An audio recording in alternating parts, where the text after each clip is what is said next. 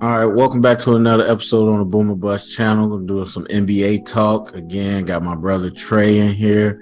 And today we're going to be talking about superstars in the NBA.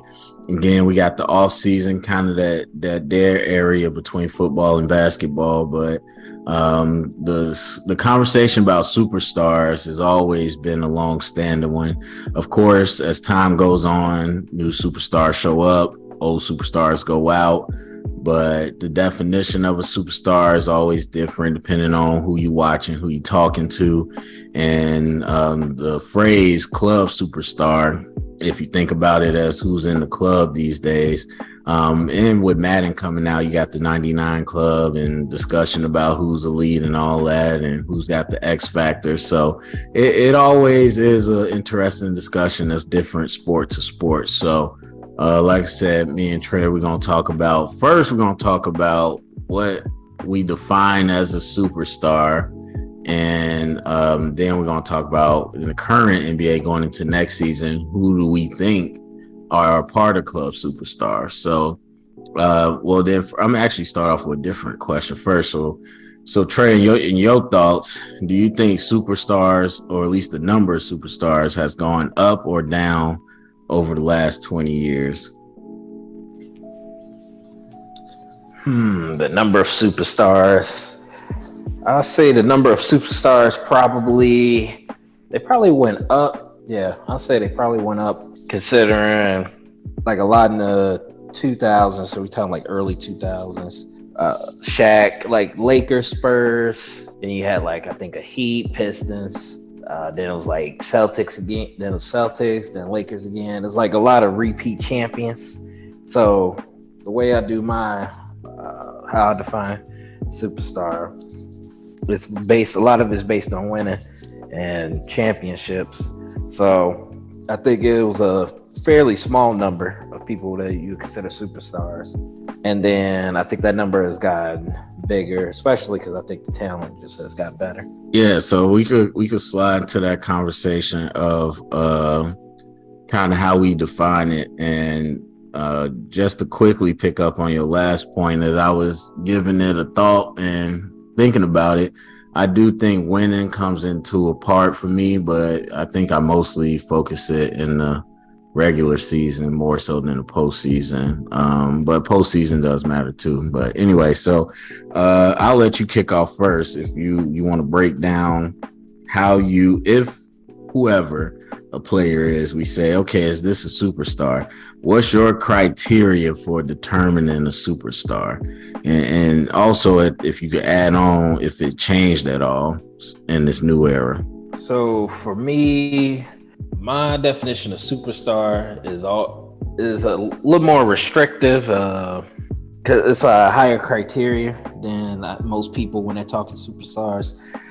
But I think typically when people are talking superstars, we're talking players who can be the number one option on a championship team.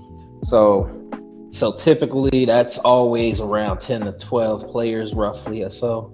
But that's usually including players who we think can be that number one option. For me, I have my criteria cut off at players who have actually done it, players who have actually led, or who's that number one option on a championship team. So that's how I usually look at it. So that's why my list is always a lot shorter, or a lot smaller than other people. So to clarify, that if you haven't won a ring, you can't be a superstar for your criteria. Yeah, that's how I do my criteria. But also take into account, like, so once you get past, like, so when we say you're doing a ranking, and once you get past the players who have won, then from there, I do kind of the same thing. That I'm now looking at players who I think can lead a team to a championship, who can be that number one person. And then also factor in like where they at in their career right now. Because, there's players who have led teams that may have been that number one option, but, they're clearly not that person anymore. And so you have to factor that in as well. So we'll get to the current NBA, but let's use an example from the older NBA. So you would say at his prime, Charles Barkley was never a superstar. Yep. So during the '90s would be so that's the thing though. So during the '90s would be a little tricky because then where you talking about what two? There's what two superstars? There's like Hakeem Olajuwon and Michael Jordan because everybody else couldn't win. So I think it matters a bit. Kind of the talent. What's the winning situation like? But yeah, I would say players because my definition is players who have proven that they can be that number one option. And so maybe in the '90s or so, I probably would have loosened it a bit to maybe include players who are able to get to the finals, something like that. Because, like I say, if we're doing the '90s, there would have only been like two superstars, which, that's not the case. Just going off talent and everything like that, you'll probably throw in like, Charles Barkley, maybe Karl Malone, David Robinson, players like that. Yeah, so I mean, when you was talking, I was thinking like KD. So KD on the Warriors is the number one option on a championship team, but that context is totally different. And I wouldn't even say like it's KD because I always put super teams on LeBron in the decision. So, but when you talk about the new era of superstar, that's why I asked, has it changed? Because I do think for me, even though my definition is different, when you bring in the super team era, it changes the context because, yeah, all things equal, KD was the number one option on the championship team, but he was on a stacked team, probably more stacked than we ever saw. So I don't know if that has the same weight and value. So yeah, I say the KD situation is a little tough, yeah, because he was with Steph. I would still consider it, considering the way he played, like the talent level, and the talent and skill level that he had. One can argue, okay, now since he was in Brooklyn, Phoenix, like it's showing that oh wait, he actually can't be the number one. Uh, you know, that's possible, but I don't know if you take like 2016, 2017 Kevin Durant, like especially at that time, I don't know. I think you'd be hard pressed to say that Kevin Durant, if he was in like Brooklyn, if he was in like Brooklyn or this Phoenix situation now, that he wouldn't be able to lead, a team. This could just be a factor of age, he just getting older. But I don't know. I like just going off like how skilled he was, how talented he is. I don't like. I would still count those two championships in Golden State. Yeah, and I wouldn't discount them, but I do think that kind of points to more the difference in our criteria because I'll get into it in a second, but I do think I look more at the actual gameplay more so than anything. But the winning does matter. But I'm not as strict as to say you already have to have a championship. So just for further clarification, what about MVPs, All Stars, NBA All Team? Does any of that factor in, or if it does, how much? So I think those all those things factor in. So because I have my like more strict criteria that I will go off of, but I also have like a looser one. So usually when I'm thinking of superstars, I do two lists. I do the shorter kind of list with that more strict criteria, and then I do like a kind of looser list, which so after this past year, that list will now maybe be five or six people long, and then I do kind of more like kind of typical kind of superstar list, which would be maybe 10, 11 players. And so for that list, I'm usually looking at playoff success. So because usually with these top players, like the accolades are usually pretty similar. Most of them got first team NBAs or second team All NBAs. Most of them either had an MVP or they were second in the MVP race. They all scoring around 25 or more, or whatever the case is. So the accolades and things are usually pretty close. And so I like to look then more at like playoff success and things like that to kind of help distinguish. But I think those things will factor in once, like if you kind of compare somebody like Embiid like to like the Joker to Giannis, things like that. Then you can start looking at, okay, who had, first all NBAs, MVPs, different things like that. But I think those things always like factor in some way somehow.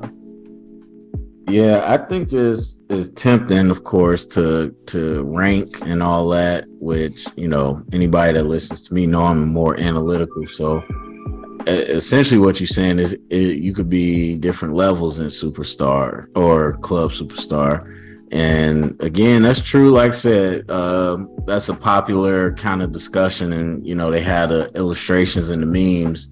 So they say some superstars that's upstairs in the VIP lounge, some that's on the first level, they just got in. So yeah, it definitely could be levels to it. But for me, I think overall, when I think about it, it's a lot of what you said. Number one option that impacts winning for me is the big thing. If I had to put it in the simple terms, so I don't want to limit it to scoring. Like, okay, I'm the absolute, number one scorer. More than likely you will be, but you're more the number one option. So I think about people like Steve Nash, Chris Paul in a time where they might not be 30-point a game scorers, but everything's going through them. And you could affect the game. Same thing with LeBron and Giannis, like in their prime. Well, Giannis probably is in his prime, but LeBron in his prime, he could put up huge numbers. But at his best, he could affect the games in other ways too. So you're the number one option. You kind of the focus, and you got to put up numbers. You got to win, and you got to be consistent. And that's the other hard part because, yeah, it's 82 games. Yeah, you got to go night after night. But today we got load management. We got all this stuff. But if you can't be consistent, if you can't be available, then it's hard for me to call you a superstar. And the number one name that immediately comes to mind is Kawhi Leonard as a case of like, yeah, we know what he can do, but if he ain't here, then what's the point? So when I think superstar, like I said, that's the first person I'm putting on my team. I could build around them. The focus from the defense is going to be on them. And if they're on the floor, they're going to completely change the dynamic of the game for us to win. Because the other name, and I might be getting ahead, is Shea Gilly. Right now, people like Shea Gilly go crazy. But what does it matter? I mean, anybody could put up numbers in trash time, or like if I really wanted to drill down, which I haven't, and you look at, because two names come to me, Shea Gilly and Anthony Edwards. If you really look at it, who are they scoring against? When are they scoring? I don't know those answers, but I venture to guess with people that aren't true superstars, I wouldn't say it's all trash time numbers, but it's them just getting buckets. And so that doesn't necessarily mean it's good basketball or that they're winning. I mean, you look at Russell Westbrook winning MVP with teams that didn't do crap. So I think that the winning has to come into factor. Once you get in the playoffs, I wouldn't say it's a free for all, but once you get in the playoffs, everybody kind of has a chance. But in the regular season, you got to be able to affect your team winning. In the playoffs, obviously, you got to show up big in those moments too. So I think for me, it's more than being a top scorer. It's more than being a number one option. It's all of that plus consistency and winning is how I would look at it for superstars. Yeah. So one case example, then we'll talk about current NBA. What do you think about Carmelo? Because I would venture to say he was never a superstar. Well, if you're going off that criteria of affecting winning, then I can possibly see it. But I mean, I think he was able to at least get to like the second round. At least, I want to say at least twice he got to the second round. So, he was able to affect winning. He was definitely the number one option for many years. So, I guess it depends if how much you weigh in like his success, because if it's comparative to his peers, the other players that was in the league at the time, then I think one would argue, I'll probably argue he was a superstar at that time. But if you're comparing it to all time other players and things like that, then he's gonna fall far down that list. But at the time though, when Melo was putting up the numbers, and he was that number one option. He was leading his team to relative playoff success. Like I don't know if they got to the conference final before, but they might have. They might have got to a conference final. So I don't know. Yeah, I would have considered Melo like during that time, during his prime years and stuff like that. I would have considered him. Yeah, I mean, Melo. I mean, you can't say that the team would be anything close if Melo wasn't on the floor. I would never say that, but at the same time, Melo, and maybe it's hindsight 2020. He seemed more like a stat stuffer more so than effective. And I know it's a lot of Melo stands out there, but I think the best thing I could say is that if Melo was a superstar, he had a very short window. Because in the Knicks, he wasn't doing nothing. And then after that, I'm not that he wasn't doing nothing, but the team wasn't doing nothing. Like the team was never a threat. And so when you're a superstar, I think to me, that just falls on you to be a threat. But the way, see that, I don't know, to me, because the way I look at it, I'm thinking of players like Damian Lillard, things like that, where they like, especially more, not now, but more so like from like 2015 to like 2018, 2019, where you knew they had no chance at all of getting to the finals. They weren't going to get through the Warriors or anything like that. But you knew, Damian Lillard was averaging 30, was putting up numbers.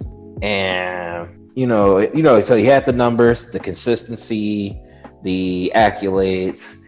And he was affecting winning. He was helping lead his team. But you knew, like, at best it was the Western Conference Finals, which I think they got there once. But for the most part, it's second round, first round exits. Like, it's tough, like, then, because if you're using that, if you're using the criteria of the playoff success, then I guess it depends on how far and everything you have to get it be considered successful. yeah, and I'll be fair. I don't know the numbers in front of me about how often they got to the playoffs. And the other thing I thought about was Kobe after Shaq left, so that team was barely scraping by, but that was purely off of Kobe. And so if that was just his whole career, I think a lot of people might be like, I don't know if he's a superstar, but the fact that he already had rings before and then he got some rings after, it was like, okay, he Kobe, and rings do matter for the legacy. Yeah. But I think that's more so what Melo felt like, and I guess your point is taken. Like I said, with Lillard or with Melo, it's like this team is gonna be there because of this person, but they got a ceiling on how far they can go. Yeah. And so I guess that's true. I mean, like I said, I think my best case scenario for the Melo fans is that if Melo was a superstar, it was just a short window. Because and again, I don't have the numbers and stuff. I'm going strictly off the top of the head. Because when they got to New York, they just was not. They wasn't doing much, or he wasn't doing much or the team didn't do much with Melo in New York. Yeah, it felt a lot. Well, I can't even say. I was gonna say it felt a lot like Harden, but Harden team actually did eventually make some playoff runs. But yeah. All right, so I think that was just one other thing I wanted to add to that was I think that's also where the other accolades will come in, because with specifically when you mentioned Harden, because I'm not sure for Melo, pretty sure it was not the case with Melo, but with Harden though, even those years where they kind of running up against the wall, like each year he is finishing top 2, top 3 in MVP vote, and then of course one of those years he won. Yeah. I mean, Melo was a dude. For me, in my memory, which ain't the best, but for me in my memory, it was more of a, I wouldn't say flash in the pan, but and compared to a 20-year career, it was a flash where he was a guy that was really about to take a team somewhere. And that might just be more his mentality and the way he played basketball, to be honest. Yeah, I mean that affects it too. Yeah, like style of play, things like that. So it's, someone like the Joker or Luca, LeBron, stuff like that. They're able to affect the game, more. So even when they start kind of diminishing and start getting, worse and things like that, they'll still be able to affect the game to like a higher degree than somebody like Melo. Yeah, and you gotta at that same token, I gotta give credit to Harden and I didn't really like I said, I fell off basketball in terms of regular season a while ago, but I watched playoffs. But you gotta give Harden credit because I know they was purely ISO ball, and for them to go as far as they did, so you gotta give them credit because you have to be consistent. All right, so anyway, let's get to the current NBA. So let's do it like this because your list might be a lot shorter, but I'm gonna start off. I'm gonna go through my lists, and then you can just tell me your thoughts and if they on your list. Okay. All right, so we'll start up top with the MVP, Joel Embiid. To me, he's a superstar. I know there's been a lot of underachievement in Philly, and he's had a lot of talent. Whether it's Ben Simmons, who never got unlocked, or if it's bringing in Harden and all that. But I think Embiid, just because, number one, much like football, everybody, this is passing league, the running game don't matter. That's not true. Same thing now. They'd be like, oh, big man is extinct. It's obviously not true. Like, the fact that most people change the way they big man play makes it easier for Embiid to go down there and dominate. So I think Embiid, man, is a force all his own. There's only, maybe two, if you want to count Joker, people that can hang with him. And so, I think he's completely a superstar. Wait, so you want me to comment on as you go for each player, or wait for you to do your list? Oh, okay. So for Joel Embiid, yeah, he wouldn't be on my list. So that's the other thing I want to clarify is, even though I wouldn't consider that person a superstar, because my list is strict. But even though I wouldn't consider that player a superstar, they still they can still be a top 10 player, a top 7, 6, whatever player. So that's just one thing kind of like clarify. So yes, even though I may not consider them a superstar, that's not saying that they're not good. Of course, they're great players and they may be top 10 players. But as you kind of mentioned at the beginning, there is just the lack of playoff success. Like, he hasn't been able to get out the second round. So that to me, I think Trae Young is able to lead his team further than Joel Embiid has. So, and it is not just circumstance. Some of these series, is him kind of coming up short. So yeah, he wouldn't be in my list of superstars. All right, probably gonna take some heat for that, but that's what it is. We're gonna go out with the champion. Joker's in my list of superstars too. Even prior to the championship, I think what he was able to do with, first of all, Jamal, like I said, y'all know basketball ain't my top thing, and I don't watch the regular season. So Jamal Murray, I had no clue was out here hooping like this, and a lot of people didn't know if he could hoop like that consistently with the injuries, but he came back and they were able to do their thing, obviously. But before that, the previous 2 years, you had Joker carrying the team. And what I think is interesting is Joker wins this championship in a year he averages less points in the last 2 years, where he showed you he could be the number one option and keep the team going. But with a little help, he could find a different role and affect the game in a different way.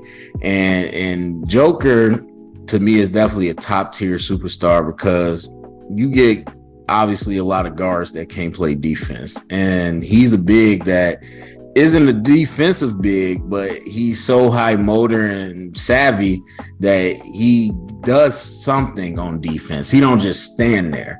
And so he might not be the best, but he ain't gonna let you blow past them all the time. So I think to me, Joker is the easy superstar.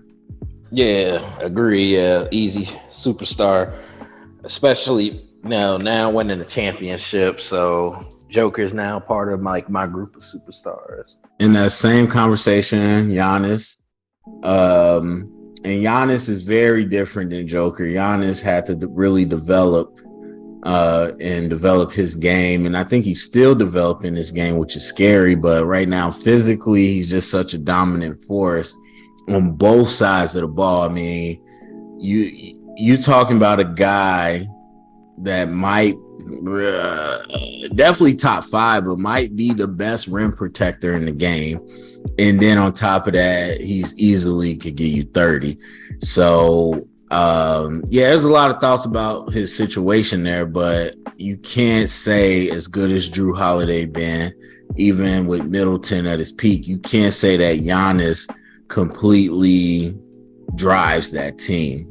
And there's something to say without Middleton, they wasn't the same last year, or not this current season, but the year before when Middleton was all the way out. You could say that, but I just think when Giannis is on the court, and this might be my bias, I think big men in general, like they say, it's not a big man's game anymore. I don't think that's true. Which is why, we'll talk about Victor some other time, but that's why I think he'll be great. When you're a big man that's not tall for no reason, but tall with actual skill, it's just, of course you're going to be the most dominant. So I think when Giannis is on the court, if they say tonight playing the Bucks, Giannis is out, this is a whole entire different game plan. Not just what we going to do on offense, but defense too. Like if Giannis ain't on the court, it's totally different. So he's in my superstar list. Yep, same. Giannis is on my superstar list. I'll say for me, he joined in 2021 when he won his championship. He joined that group. And as you mentioned, all the players that I currently still have as a superstar, they are that number one option. They affect the game. They able to, lead. They still able to, they have the ability, to do it and able to, stay healthy enough to do it, which, we'll get into that, I guess, later for a different player. So here's the question so far, because you don't have Joel Embiid on that list. And head to head, they're gonna get their numbers. And I think I looked it up because I was doing a bet, but I think they've always got their numbers against each other. But in a 7-game series, Embiid versus Giannis, who you like better in terms of one-on-one matchup? And why do you think, or do you think Joel Embiid not being a superstar impacts that one-on-one matchup for you? Or because you said a player could be top 10 and not be a superstar, or do you think Joel Embiid could best in Giannis, even though he's not a superstar? So if we just talking one game or a handful of games, then of course 7-game series. 7-game series.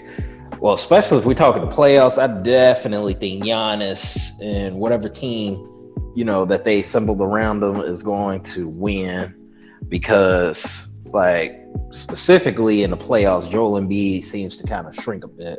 I don't know if it's like he gets fatigued throughout the season. That's why I've heard, people mention that by the end of the season, he's like so fatigued that, he can't really, do him through the playoffs. I don't know if that's the case, or is it just kind of like, he's just one of those players where he just kind of shrinks a bit in the playoffs. But in the 7-game series, I definitely have Giannis, dominating, well, not dominating Joel Embiid, but, dominating the series, and he would be the one to lead his team past them. All right, that's fair. Gotta have that dog. All right, so let me see. Steph Curry's also in my superstar list. Yeah, he got some good pieces around him, but Steph, again, when you talking about impact and winning, um, it's interesting because I do think Draymond and Clay might not get the attention that they deserve because they play with Steph, but Steph does demand all that respect that he gets because he completely changes the spacing on the floor and the attention of a defense. And while he's not a great defender, again, much like Joker, he's not just a slouch either. He's a smart player.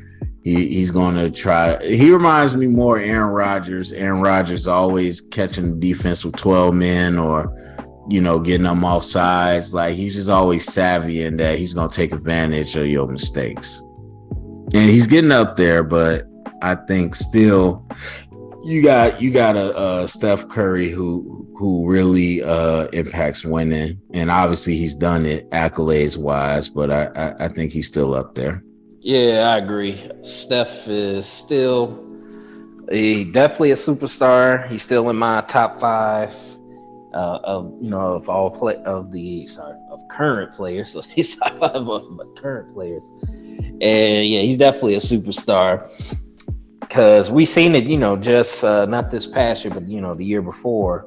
He led his team to a championship. So to me, that's twice. Even though he didn't get that Finals MVP or whatever in 2015, which I think he got robbed of that. He should have got it, but so I consider that he did it twice already. So so major props to Steph Curry. And easy superstar. What do you think? Obviously, with his age, let's just say, how many more years of being a superstar you think he has? I think similar to LeBron.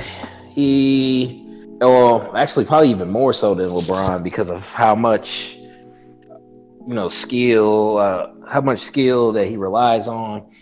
That he isn't super athletic or anything like that, so. I think he'd be able to last. I don't know.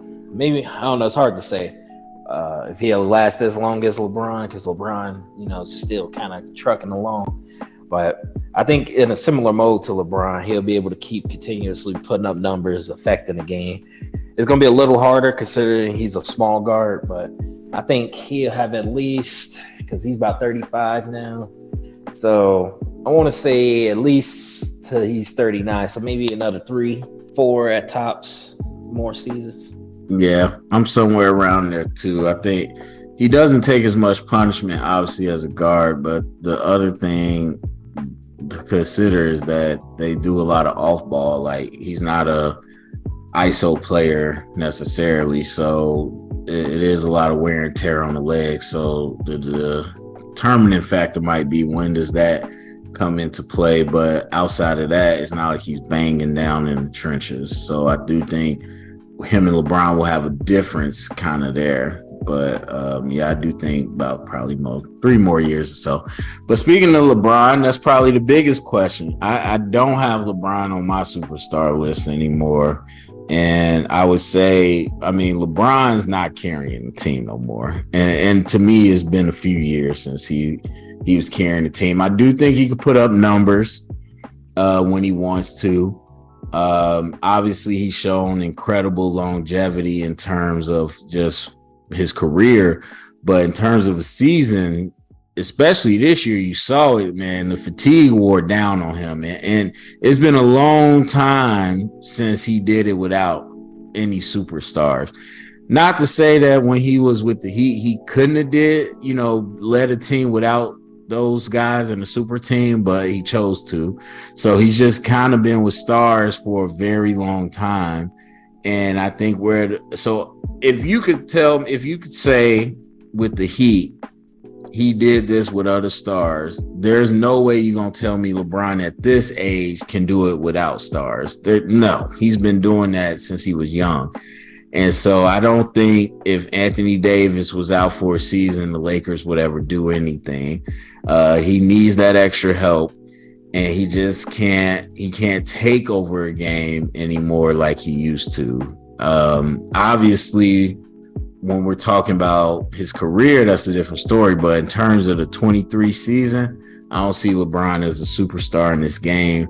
But, everybody has respect for him, so they probably want to put that on his name. But I don't think he's there no more. So I agree with that. I wouldn't have I think it was this year that I took LeBron off my superstar because I gave him after the 2020 championship, seeing what happened then in 21, the 22, and then I think this I wanted to give it some time to confirm whether or not LeBron still had that gear left. And yeah, I think this year, even though they got to the Western Conference Finals, but I think it's pretty clear, plain clear that he can no longer lead a team, as that number one option to a championship because his body just won't hold up, long enough. Because he's going to get hurt at some point during the regular season, now, considering his age and everything, and just considering the fatigue and everything, how he wears down.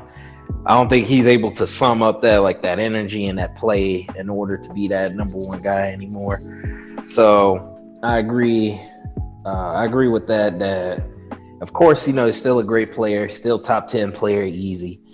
But he went because he used to be my number one player. Number one, if I was doing a ranking, he'd be number one. But then, slowly and surely, they started to go down the list, and then because the way I usually rank, I have my superstars as the best player. So however many players there are, those are the best, and then we go from there.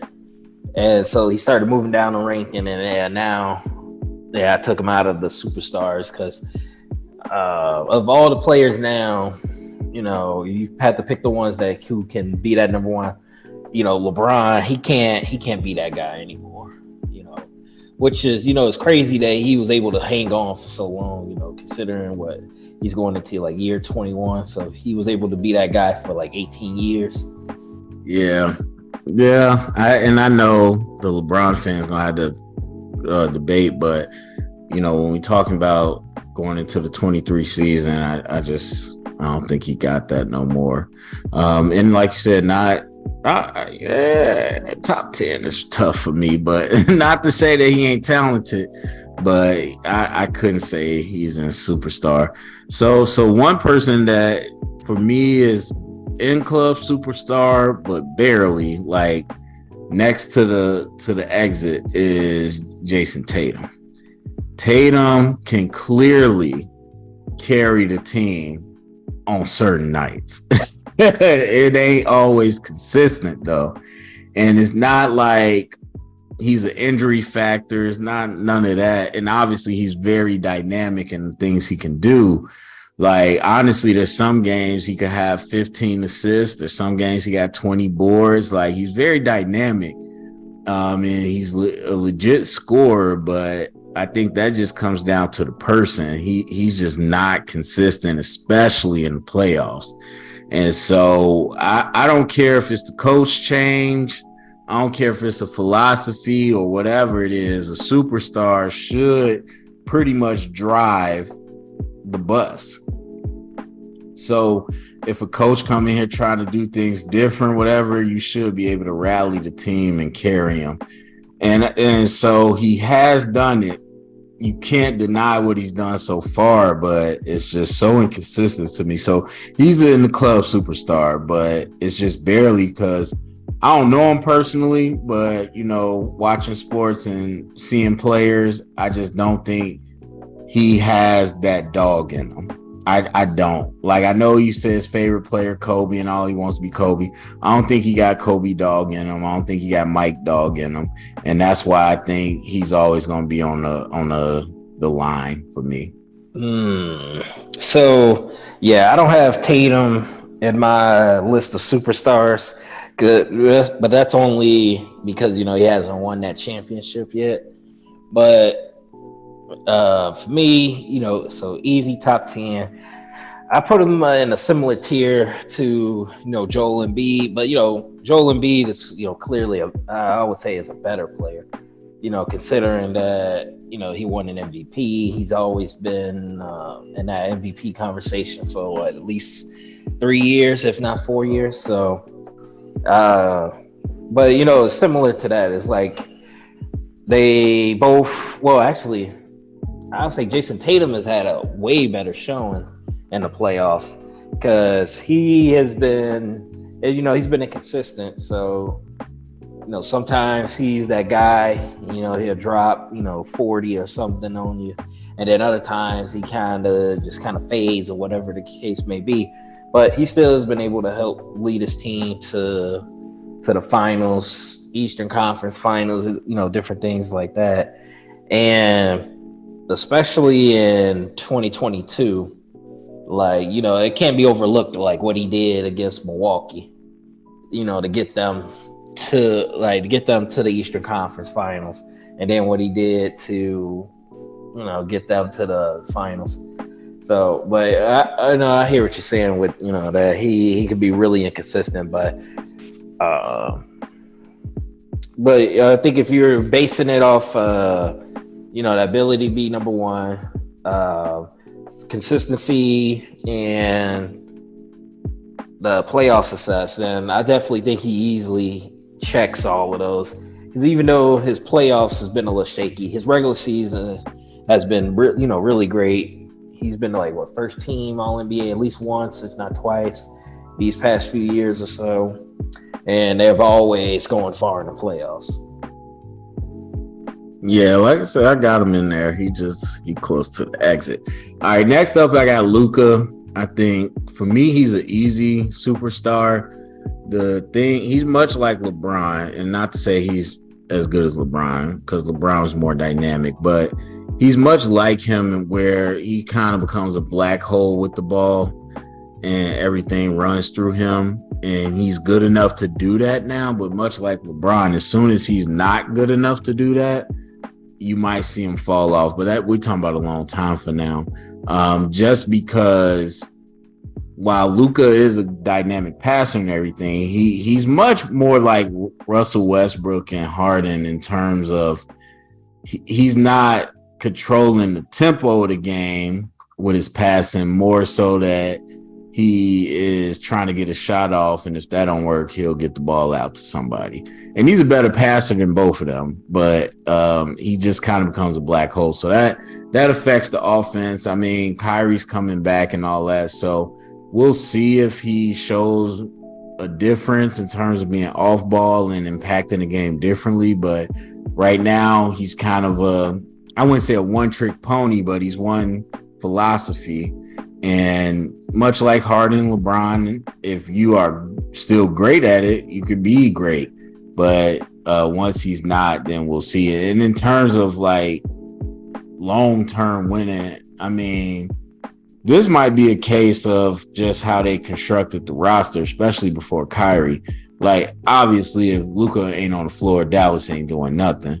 And it's not like they've been terrible, but obviously he hasn't had that success. But to me, I think Luka is completely a superstar just because if he's on the court that night, the game plan is completely different. So with this one, this is tough, like, because Luka, like, basically he checks all the boxes except literally having that championship. Like, so, like, I would, want to include him as part of that, like, superstar list, but I'll have him in the borderline because if I have all the players that can be the number one option that has led their team to a championship and that can still do it, I have however many players, then the first player in that group of who can be that number one option and lead the team to a championship but haven't won yet, then Luka would be that number one guy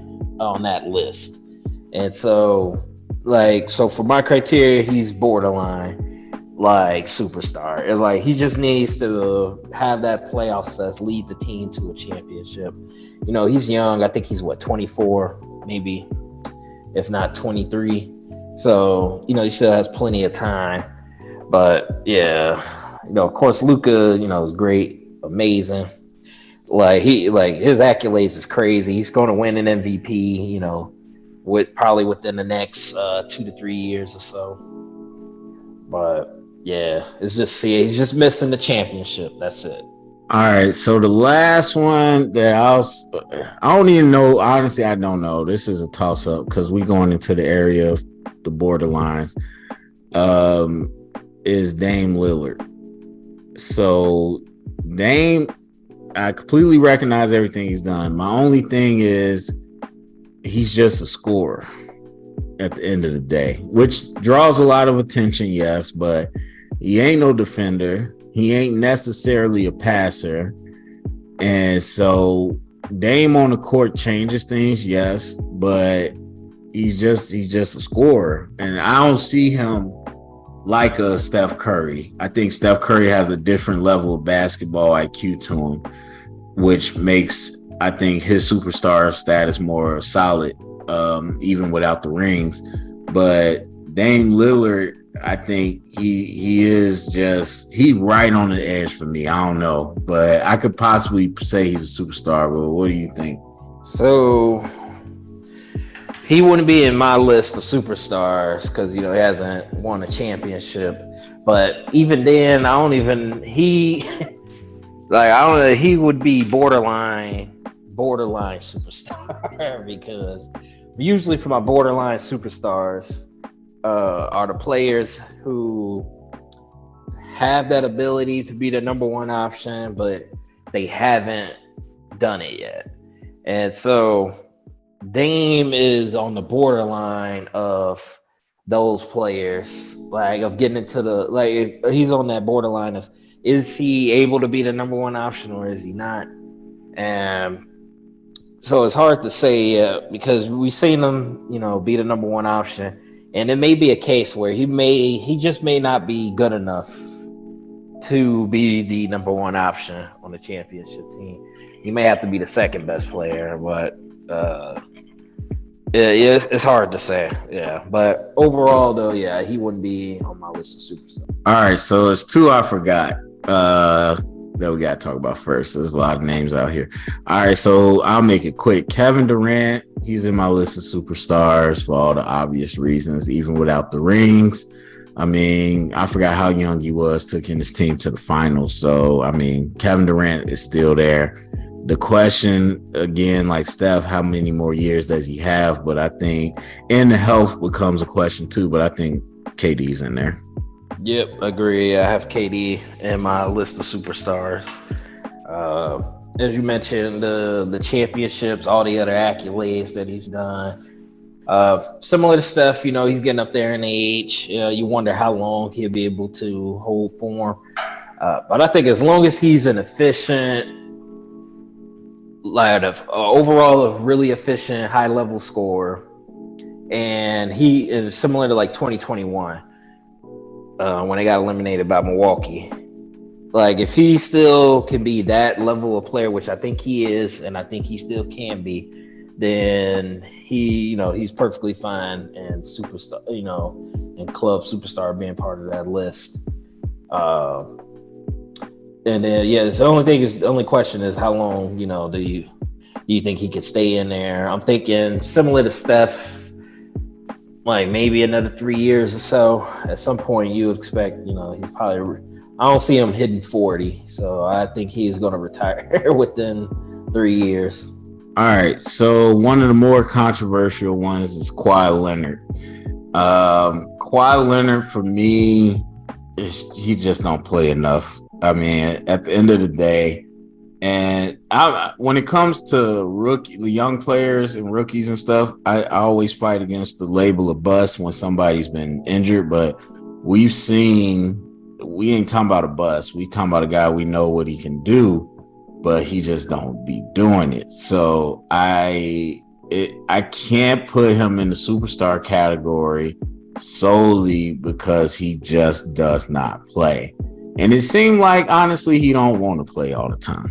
So the only thing I disagree with is on that last part. From everything that I've seen, especially, Paul George with his podcast, the way they talk about it, and JJ Redick, because he's talked about working out with him and stuff, is that Kawhi Leonard definitely wants to play. He definitely loves basketball. Like from everything I've heard, players when they talk about it, like the crazy amount of work that he puts in. So that'd be kind of my only thing to disagree with. Other than that, yeah, at this point, I think we knew since at least 2018, 2019, that Kawhi Leonard has like really bad knees. His knees are kind of breaking down. And once he hit 2019, he won that championship. And then the bubble happened, and then ever since then, after the bubble, it's just been knee injuries, same knee. It's been the same knee, and we just know, he can't hold up. I think that's especially after this year, because it was like, okay, freak. You could call the ACL injury a freak injury. Freak injury caused him to miss the playoffs in 2021, and then he missed the whole year 2022. Then in this year, another knee injury, tore meniscus, same knee as the ACL injury. So I think this year, similar to LeBron, like I had Kawhi Leonard and LeBron both in that list, and then after this year, I think I got enough answers. We got enough answers to say that LeBron, he can no longer be that guy, and the same thing with Kawhi Leonard is like it ain't so. So similar to LeBron, that it's not ability. LeBron has the ability. It's just LeBron body won't hold up, and he's going to get fatigued. So he won't be able to, stay on the court and be able to do it. And then same thing with Kawhi Leonard. It's not his ability. He has the ability to be that guy, skill wise, but his body just won't hold up. And so if your body won't hold up, then you can't lead a team to a championship if your body won't hold up. So that's why, he's now out of my superstar list. All right, so we're gonna go more rapid fire right now. So we got a couple, probably a handful of guards. Devin Booker, what's your thoughts as far as him being a superstar? Not on my list as superstar, but great player. I have to think about whether or not I don't think I have him top 10, but you could argue he's top 10. But I wouldn't have him as a superstar. Yeah, I don't have him on that right now. I think he's more of a stat stuffer right now, personally. Shea Gilly. Same thing with Shea Gilgeous Alexander. Great player. A lot better than I thought he was. I didn't know he was this good. First team All NBA, 32 points a game. I knew he was good. But yeah, this was quite a jump. I think he was averaging like maybe 23 or something the year before. But yeah, he needs more years. That's the other thing. It's like he'll need more years. And then as his team gets better, he'll be able to show when actually get to the playoffs. I don't think he's been to the playoffs. So once he actually gets to the playoffs, show what he can do, he'll eventually make his way there. Yeah, I think he's just hooping on a bad team right now, personally. Donovan Mitchell with the Cavaliers. No, he wouldn't be on my list. Honestly, I don't even think he can be the number one option. So that's the thing with at least Devin Booker, Shea Gilgeous. I think it's a possibility they can be the number one option on a championship team. Once you had like Donovan Mitchell, I don't even think he can be number one. I don't think there's not a real place or even an opportunity for him to become a superstar, because if he's your best player, I don't think you win in a championship. All right, yeah. I like Donovan, but yeah, he's kind of in a similar boat with those other guys. Trae Young. No, definitely not. Same deal with Donovan, but because Trae Young is your best player. if Donovan Mitchell's borderline, he's the definite no. Like, as Trae Young is your best player, you're not winning. All right, John Morant. John Morant, it'd be a no, but not in my superstar list. But he's also one of those players that's kind of borderline. Like, he also has an injury problem too, so like the way he be flying through the air, he gets himself hurt a lot. So we'll have to see if he can hold up and if he can, lead. But he'll definitely be a no as of right now. Yeah, this might be a sticky thing to say in the current climate, but I think he way overhyped personally. Like I watched them play enough. The thing, number one, we ain't even talking about the off the court stuff. The number one, the team gets busy when he wasn't there. The rest of the team still gets busy when he not on the court. That I don't even got to watch the team play to know, like, okay, that's kind of interesting. But then on top of that, when he is playing, I mean, again, for me, a lot of it goes to skill set and how you play the game.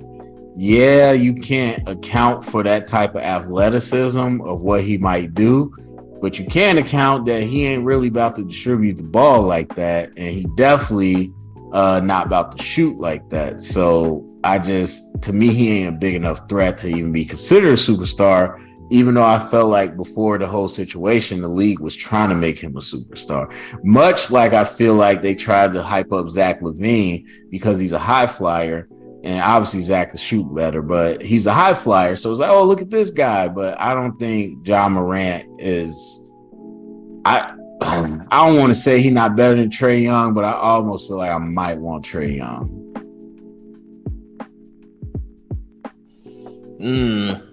If you looking at stats, I can see that argument, but I mean, just size, play style, different things like that. No, I definitely still take Ja, but yeah, I think it's similar.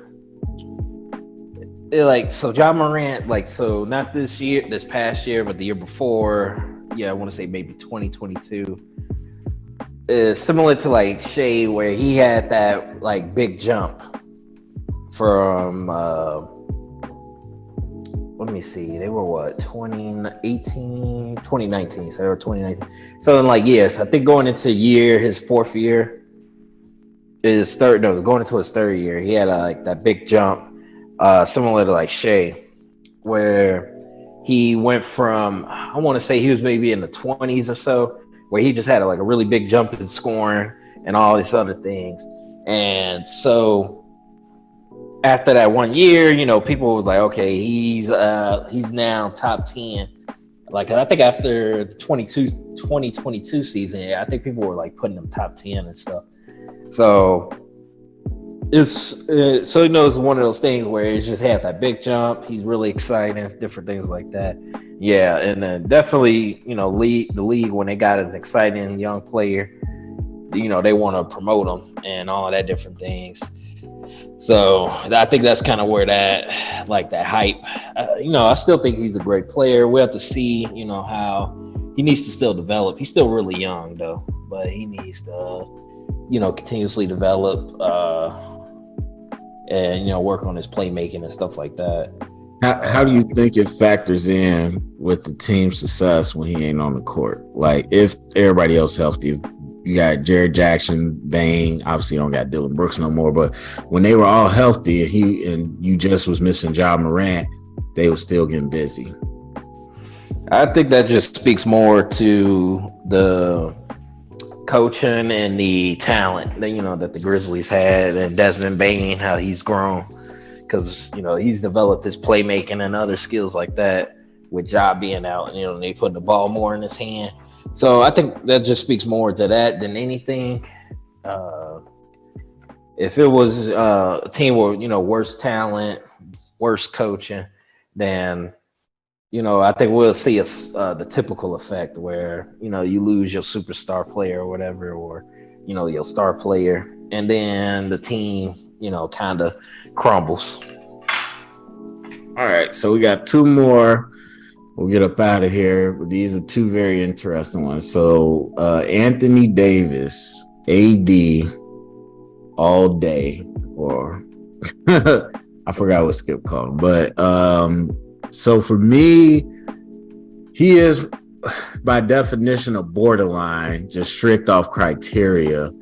But much like Kawhi, the availability is not there and the consistency ain't there. For me, I would almost venture to say, and again, this might be hindsight, I don't think he's ever been a superstar, just because he just has never been consistent.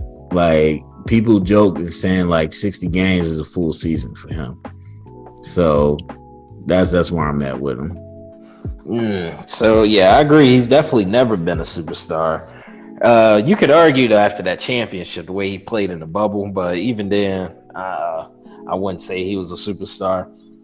But yeah, with Anthony Davis, even if he was consistent, you know, or let's say even if he was like healthy, it's like, do you think he can be the best player on a championship team? Like the way his offense is, the way he shoots right now, no. Like, no, I just don't think he could.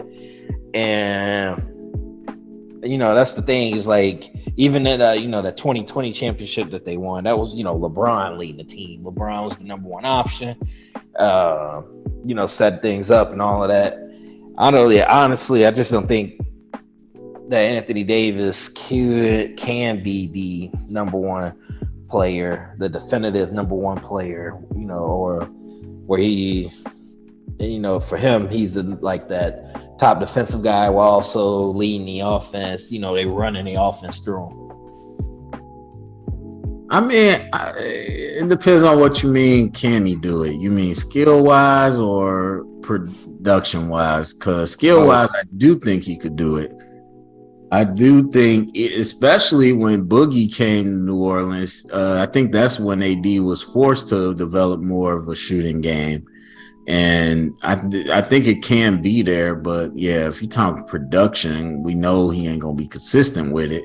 So you would never want to build a team around him. He's much like LeBron. I honestly, they match up well, because it's like, we can't do this by ourselves. We need another person at this, just because of our situation, not of our skill set. I would definitely not now. Like, if you just take the 2020 bubble, that Anthony Davis, he had the potential where he could be the number one option. But definitely none of these Laker years, he couldn't be that guy. But if you're talking the Pelicans, yeah, that was a stretch where he was healthy enough and he had the skill, like, so because he wasn't always super inconsistent, you know, inconsistent as far as playing games, but he like Anthony Davis for a good stretch was a guaranteed 25 and like 10 or 25 and 11 and 2 blocks or whatever. Like that was just game in, game out, like where he was like that. Is that good enough for them to win a championship? Like, I think it's just more so like his mental makeup, his mental toughness. Like, he's just not a leader. And so unless you got someone who's like a really strong leader or something like that, like, I just don't think he could have been that guy. All right, last one, Jimmy Buckets, who, the more I think about it, he might be next to Tatum inside of that club next to the exit.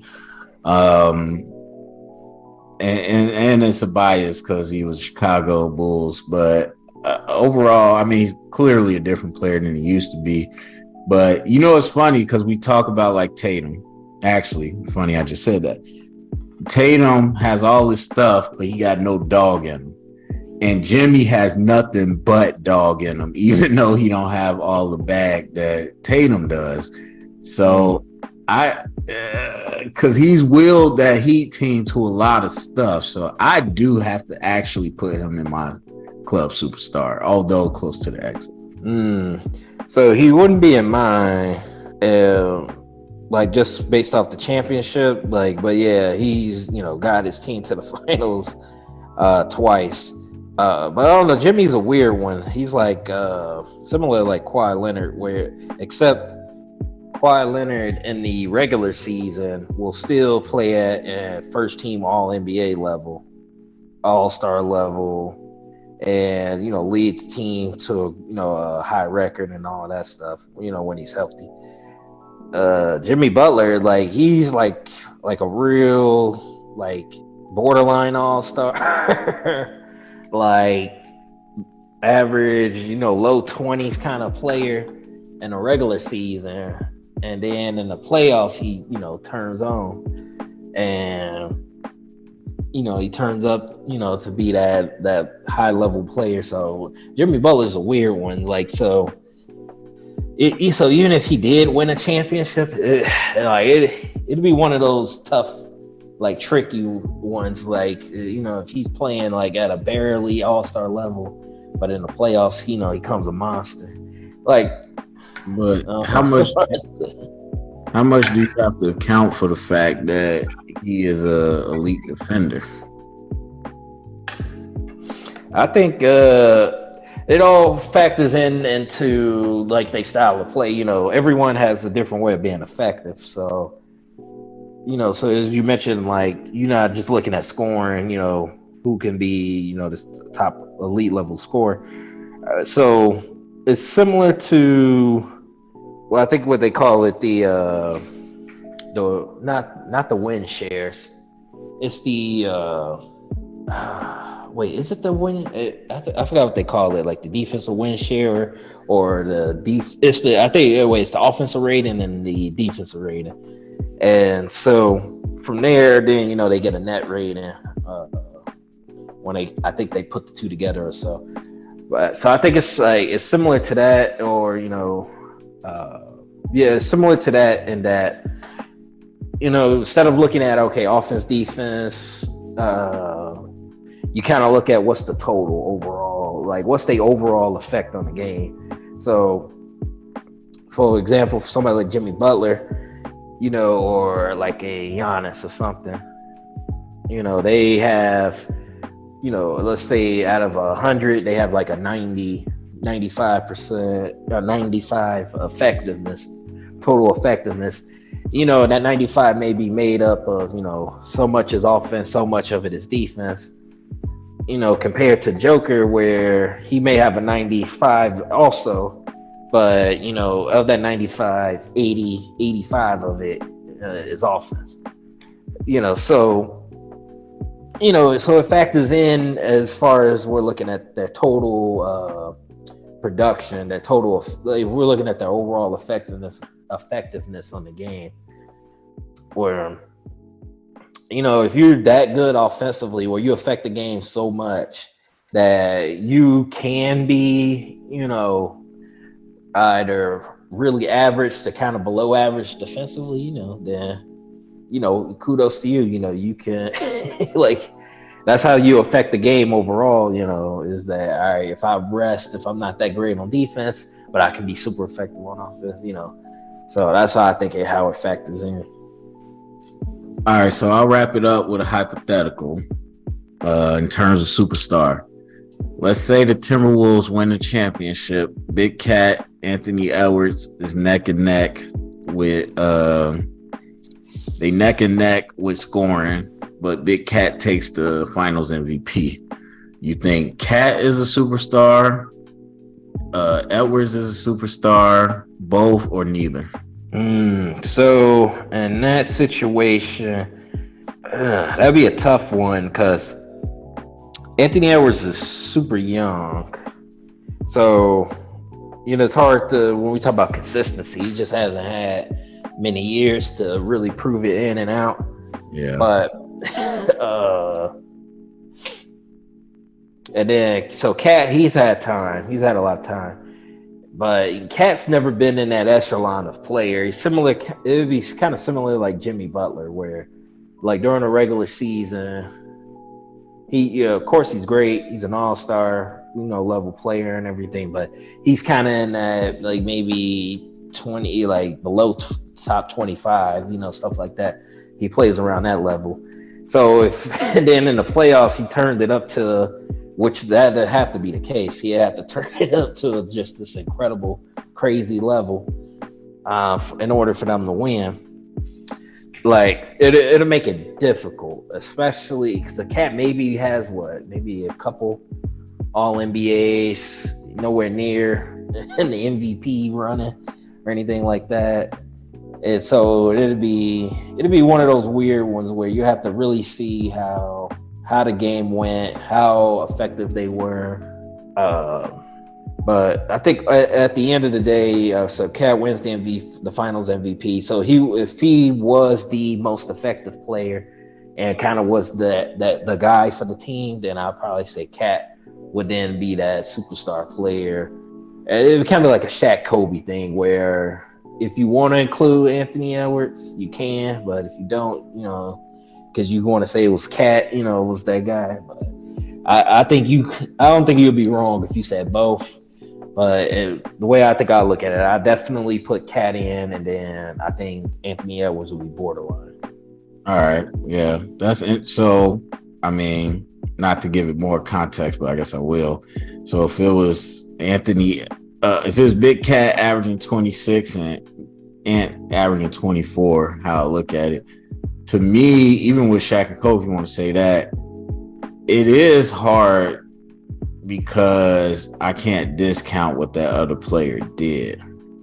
So primary option carrying the team, that narrative is hard when it's two horses that's both running, which is why I never like super team stuff anyway, because it takes the competition out. But yeah, I do think that'd be a tough one. For me personally, I probably wouldn't put either because, yeah, Anthony is, they both young. Anthony's definitely too young.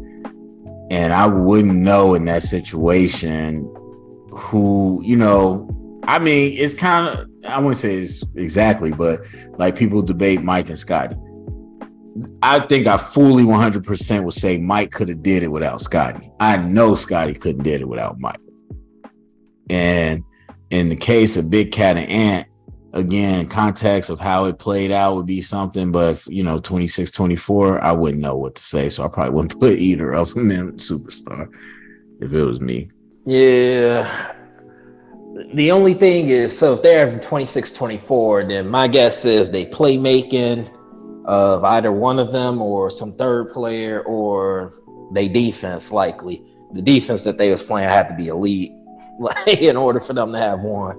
So if it's like, okay, Cat was playing some elite rim protection, defense, and like just consistently game in, game out. They got the elite rim protection. They don't need Cat. Nah. See, Gobert being the only rim protector, being Gobert holding up their entire defense can only get you so far. Like, so if they went out there and won the championship, that has to mean that both Cat and Anthony Edwards, like Anthony Edwards, I think is kind of already there, but that means like they was just playing on like a different level of defense, or they was on a different level of playmaking. Yeah, I think in that case, I would more than likely chalk it up to the coaching. I'd be like, somebody came in here and got things moving. Mm-hmm. All right, that's it. That's the episode. Go down comment section. Let us know what you think. Share your list of superstars going into the next season. Even if you want to go back to the past who you thought was a superstar who wasn't. Share around, get the conversation started. Thumbs up, subscribe, and thank you for listening.